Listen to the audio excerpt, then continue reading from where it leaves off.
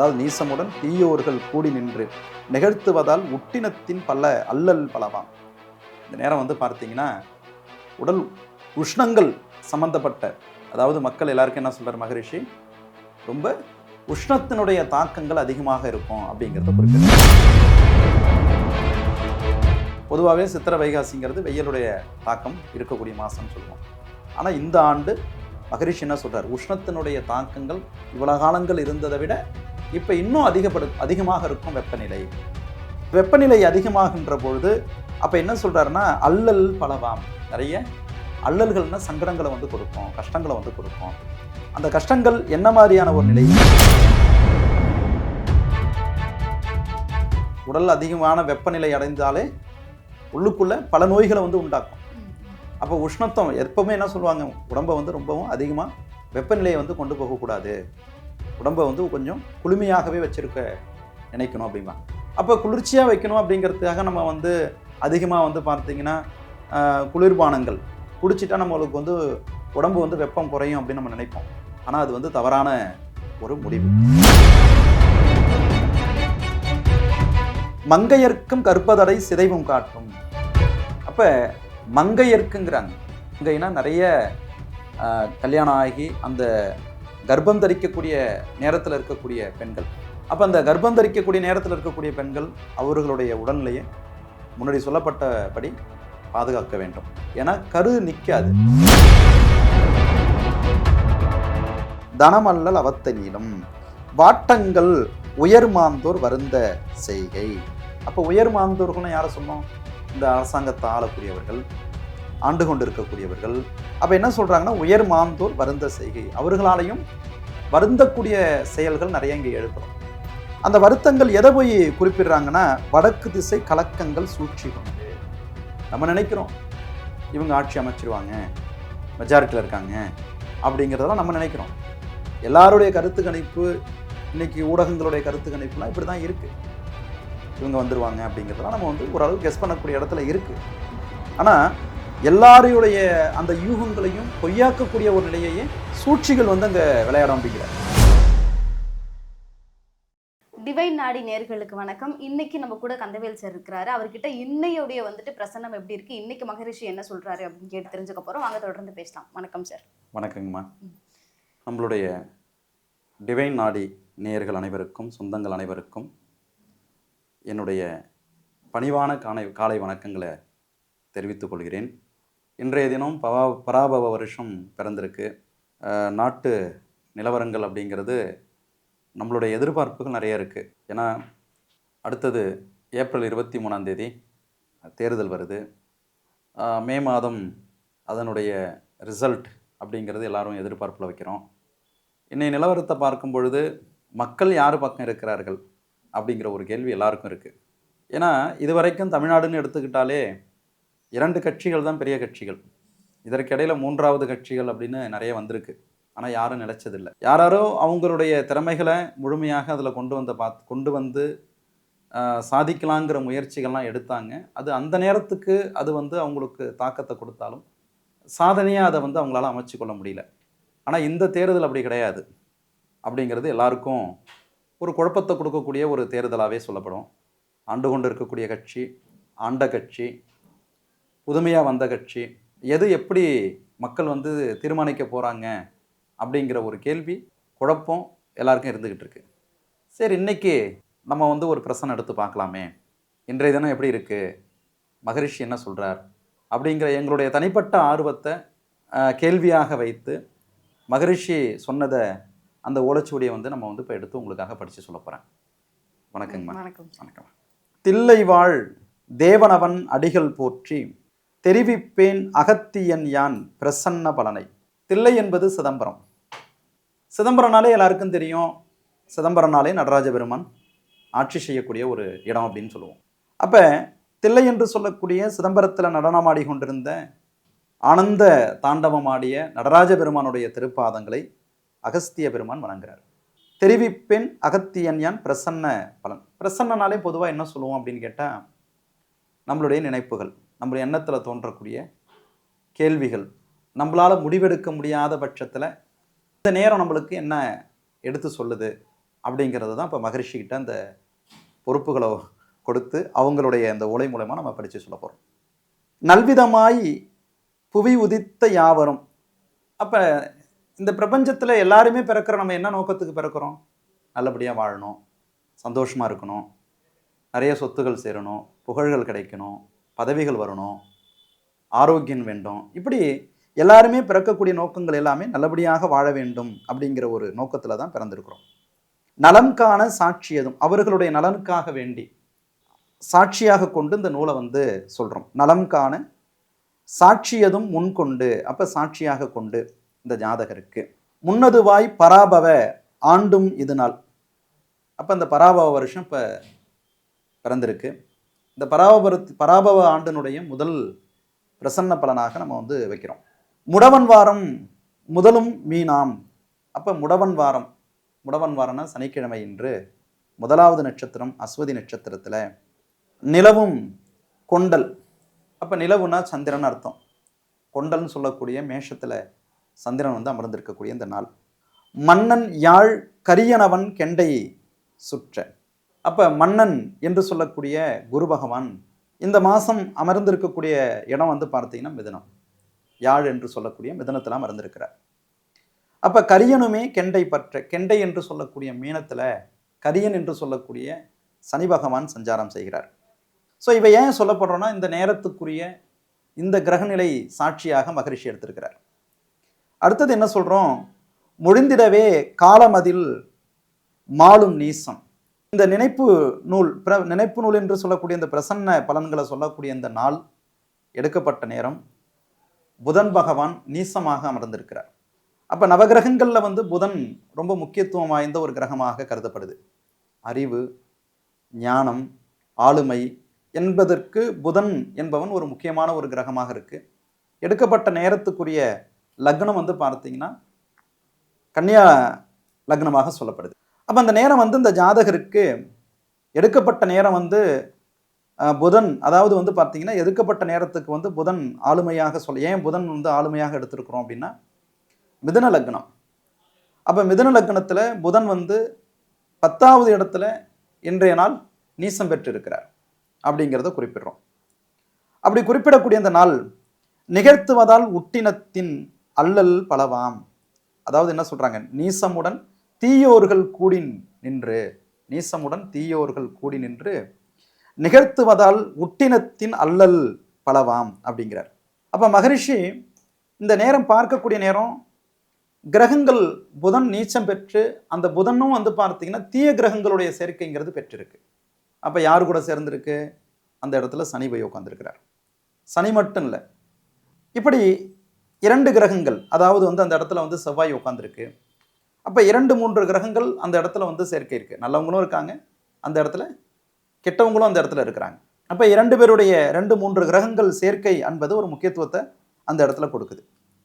பொதுவாகவே என்ன சொல்லுவோம்? சூரியன், செவ்வாய், குரு இவர்கள்லாம் வந்து பார்த்தீங்கன்னா அதிகாரத்தன்மையை கொடுக்கக்கூடிய கிரகங்கள் அப்படிம்போம், ஆளுமையை கொடுக்கக்கூடிய கிரகம்போம். அதுல வந்து செவ்வாய் சேனாதிபதி என்று சொல்லக்கூடிய கிரகமாக இருந்தாலும் சூரியன் அரச சபை, அதாவது வந்து ராஜ்யம், ஆளுமை, அரசாங்கம் இவைகளுக்கெல்லாம் முக்கியத்துவம் கொடுக்கக்கூடிய ஒரு கிரகம் வந்து சூரிய பகவானை பற்றி பேசுகிறோம். அப்போ இந்த கிரக யுத்தங்கள் அந்த இடத்துல வந்து அமர்ந்திருக்கு.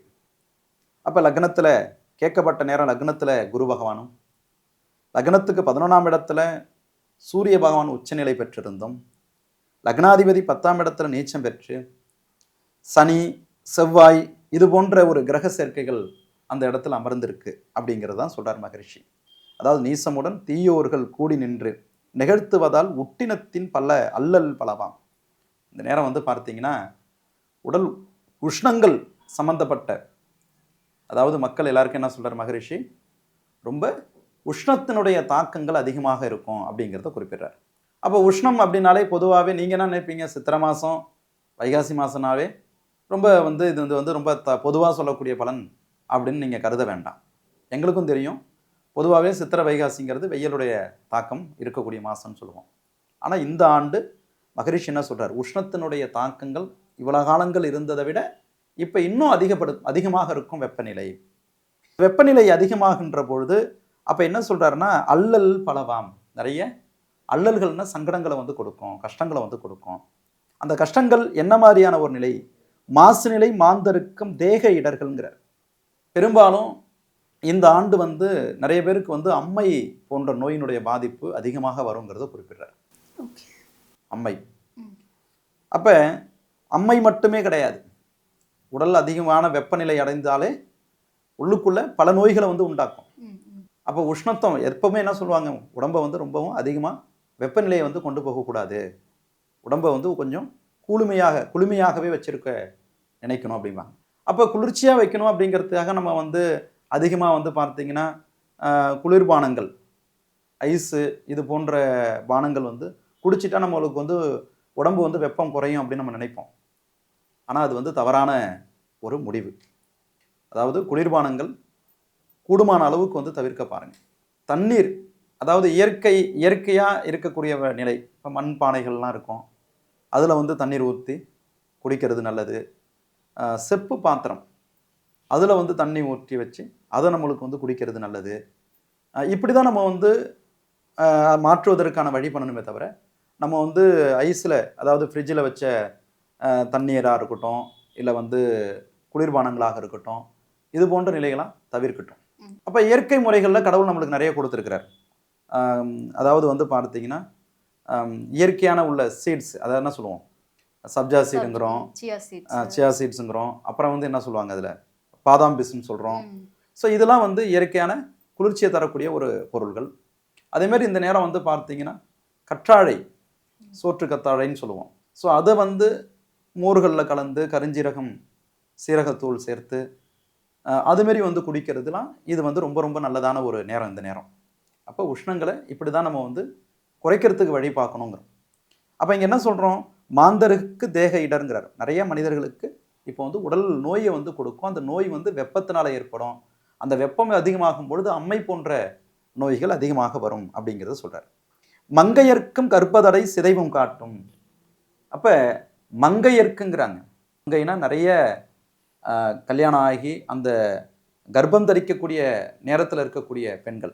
அப்போ அந்த கர்ப்பம் தரிக்கக்கூடிய நேரத்தில் இருக்கக்கூடிய பெண்கள் அவர்களுடைய உடல்நிலையை முன்னாடி சொல்லப்பட்டபடி பாதுகாக்க வேண்டும். ஏன்னா கரு நிற்காது. அந்த மாதங்கள், இந்த வருஷம் என்ன சொல்லியிருக்காருன்னா நிறைய கரு நிற்காது.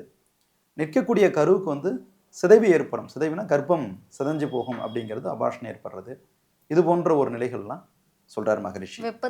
வெப்பத்தினால கர்ப்பம் தரிக்கிறது காலங்கடக்கும். கர்ப்பம் தரித்ததும் சிதைவு ஏற்படக்கூடிய ஒரு காலமாக இருக்கும். அதிகமாக உடம்புல வந்து பார்த்தீங்கன்னா கர்ப்பப்பையில் வந்து பிரச்சனைகள் ஏற்படும். அப்போ அதில் வந்து நீர் கட்டிகள்னு சொல்கிறோம், இன்னும் வேற அது சார்ந்த ஒரு பிரச்சனைகள். அடுத்தது வந்து பார்த்தீங்கன்னா யூரினர் சார்ந்த விஷயங்கள்.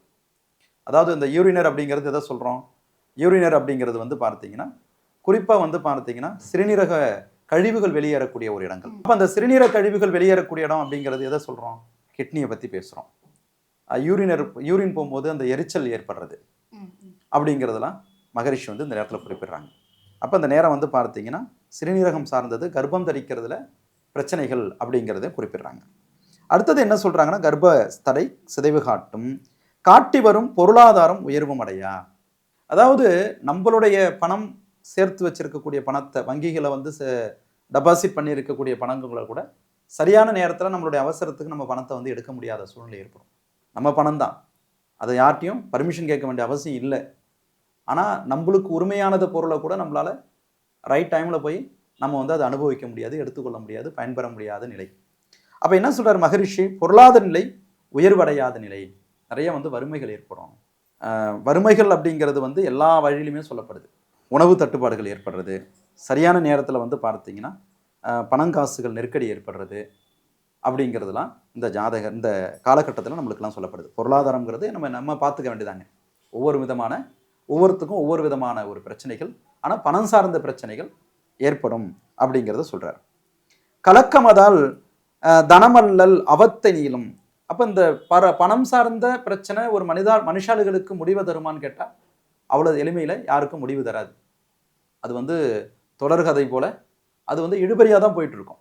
பணம் சார்ந்த பிரச்சனை மக்களுக்கு ஒரு இழுபறியாக தான் போயிட்டுருக்கும் அப்படிங்கிறாங்க. இதில் நம்ம ஏற்கனவே சொல்லியிருந்தோம், போன பிரசன்னத்தில் கூட சொல்லியிருந்தோம், நிறைய வந்து எரிபொருள் தட்டுப்பாடுகள் ஏற்படும் அப்படின்னு சொல்லியிருந்தோம். இப்போ எங்கே பார்த்தாலும் இப்போ என்ன சொல்கிறாங்க, வீடுகளுக்கு வர வேண்டிய கேஸ் கூட சிலிண்டர் கூட தாமதமாகுது. அடுத்தது இப்போ ஓடக்கூடிய வாகனங்களுக்கு பயன்படுத்தக்கூடிய எரிபொருள், அதாவது வந்து கேஸாக இருக்கட்டும், பெட்ரோலாக இருக்கட்டும், அதுவும் இன்றைக்கி தட்டுப்பாடு. பெட்ரோல் கூட பெருசாக இல்லை, ஆனால் கேஸினுடைய தட்டுப்பாடுகள்லாம் இப்போ அதிகமாகிட்டு இருக்கு. இதை நம்ம ஏற்கனவே சொல்லியிருந்தோம். அதே போல் இந்த ஆண்டு இப்போ நம்ம இந்த பராபவ ஆண்டினுடைய காலகட்டம், இந்த எரிபொருள் அப்படிங்கிறது உடல் உஷ்ணங்கள் உஷ்ணம் சார்ந்த பிரச்சனைங்கிறது வந்து நம்மளுடையக்கு மட்டும் கிடையாது, தேகம் மட்டுமே கிடையாது. நம்மளுக்கு வெளியில் நம்ம அனுபவிக்கக்கூடிய அன்றாட வாழ்க்கைக்கு பயன்படக்கூடிய பொருள்களையும் அது வந்து குறிப்பிடுறாங்க. அப்போ வந்து இதே சிலிண்டரு பிரச்சனைகள்லாம் இன்னும் தொடர தான் செய்யும். இன்னும் இந்த எரிவாயு வாகனங்கள் சார்ந்த எரிவாயுகளும் இன்னும் தட்டுப்பாடுகள் நிறைய ஏற்படும். அப்போ இந்த கேஸ் வண்டி வச்சுருக்காங்க இல்லையா, கேஸ் போட்டு வண்டி ஓட்டுறாங்க இல்லையா, அவங்கெல்லாம் வந்து இப்போ என்ன பண்ணுவாங்க, வண்டியை வந்து வேறு எரிபொருளுக்கு மாற்றக்கூடிய ஒரு நிலைகள்லாம் இப்போ ஏற்படும். எலக்ட்ரிக்கல் சம்மந்தப்படுறது இப்போல்லாம் ஏற்படும். வீடுகளில் வந்து கேஸ் பற்றாக்குறை ஏற்படும் பொழுது எலக்ட்ரானிக் அடுப்பு, கிராமப்புறங்களில் வந்து விறகு சார்ந்த விஷயங்கள், இதெல்லாம் வந்து இந்த பழமைக்கு வந்து திரும்பக்கூடிய ஒரு நிலையான ஒரு காலம்தான் இதை சொல்கிறாங்க. அடுத்தது வந்து பார்த்தீங்கன்னா, தனமல்லல் அவத்த நீளம், வாட்டங்கள் உயர்மாந்தோர் வருந்த செய்கை. அப்போ உயர்மாந்தோர்கள்லாம் யாரை சொல்லும், இந்த அரசாங்கத்தை ஆளக்கூடியவர்கள், ஆண்டு கொண்டு இருக்கக்கூடியவர்கள். இது வந்து நம்ம வந்து தமிழகத்தை மட்டும் சொல்லலைங்க, இந்த ஒட்டுமொத்த இந்தியாவும் யாருடைய பொறுப்புகள் இருக்கோ அவங்களையும் இதை வந்து குறிப்பிடும். அது அப்போ என்ன சொல்கிறாங்கன்னா, உயர்மாந்தோர் வருந்த செய்கை, அவர்களாலையும் வருந்தக்கூடிய செயல்கள் நிறைய இங்கே எழுப்புறோம். அந்த வருத்தங்கள் எதை போய் குறிப்பிடுறாங்கன்னா, வடக்கு திசை கலக்கங்கள் சூழ்ச்சி கொண்டு. நம்ம நினைக்கிறோம் இவங்க ஆட்சி அமைச்சிருவாங்க, மெஜாரிட்டியில் இருக்காங்க அப்படிங்கிறதெல்லாம் நம்ம நினைக்கிறோம். எல்லாருடைய கருத்து கணிப்பு, இன்னைக்கு ஊடகங்களுடைய கருத்து கணிப்புலாம் இப்படி தான் இருக்குது, இவங்க வந்துருவாங்க அப்படிங்கிறதெல்லாம் நம்ம வந்து ஓரளவு கெஸ் பண்ணக்கூடிய இடத்துல இருக்குது. ஆனால் எல்லாரையுடைய அந்த யூகங்களையும் பொய்யாக்கக்கூடிய ஒரு நிலையையே சூழ்ச்சிகள் வந்து அங்கே விளையாடும் அப்படிங்கிறார். இங்கேருந்து வருது, வடக்கு திசை கலக்கங்கள் சூழ்ச்சி கொண்டு, வடக்கில் இருக்கக்கூடியவங்களுடைய சூழ்ச்சிகள் அதில் ஏற்படும் அப்படிங்கிறார் மகரிஷி. சூழ்ச்சியதால் தென் திக்கோன் சேவை கொண்டோன். அப்போ தென் திக்கோன் சேவை கொண்டோன்கிறாங்க. அந்த சூழ்ச்சி யாரை ஏற்படுது, தென் திசையில் இருக்கக்கூடியவங்களுடைய, அதாவது என்ன சொல்கிறாங்க, தென் திக்கோன் சேவை உள்ளோன். அப்போ தென் திக்குங்கிறது நம்ம வாழ்ந்து கொண்டு இருக்கக்கூடிய இந்த தமிழகம். இந்த தமிழகத்தை ஆளக்கூடிய சேவையில் இருக்கக்கூடியவர்கள், தமிழகத்துக்கும் சேவையில் இருக்கக்கூடிய மனுஷால்களையும் சங்கடங்கள் மதம் சார்ந்த ஒற்றுமை பங்கம்ங்கிறார். அப்போ பெரிய அளவில் ஒரு சங்கடங்களை வந்து உருவாக்குங்கிறார்.